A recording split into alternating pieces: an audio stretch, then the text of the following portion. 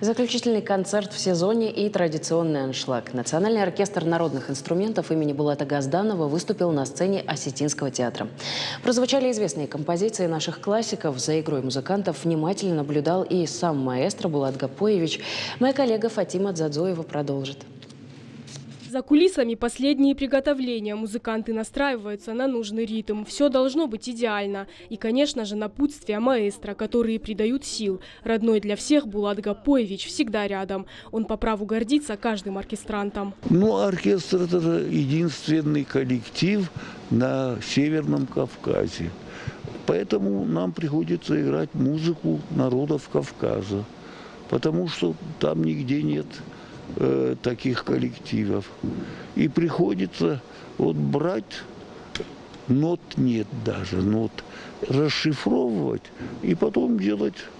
Клавир сделал, потом делаешь оркестровку. Замечаний все это во время репетиции происходит.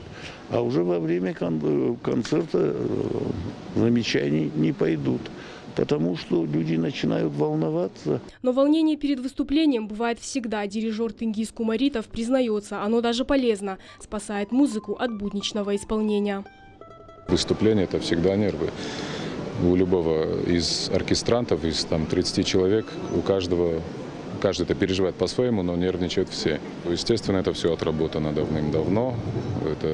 Для этого у нас есть репетиции каждодневные. А именно до оркестра, до концерта, за закрытыми кулисами мы просто пытаемся собрать оркестр. Это эмоционально. Перед первым номером всегда, чтобы не было нервов лишних. Нервы были направлены в нужное русло. 1,5 часа живой музыки, произведения осетинских композиторов-классиков.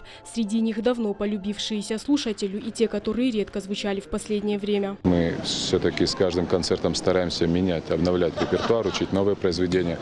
Если не оркестр, то как минимум солисты учат новые произведения. И выносим их на суд.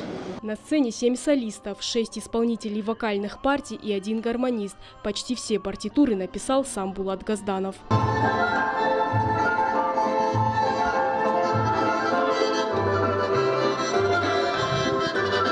Концертом в Осетинском театре Национальный оркестр народных инструментов завершает сезон. Позади выступления в музыкальных школах и домах культуры республики и гастроли в Санкт-Петербурге.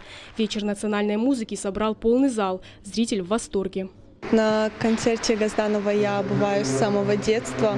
Вообще я сама лично его тоже знаю, он знает меня с самого детства. Я очень люблю этот оркестр и музыку их.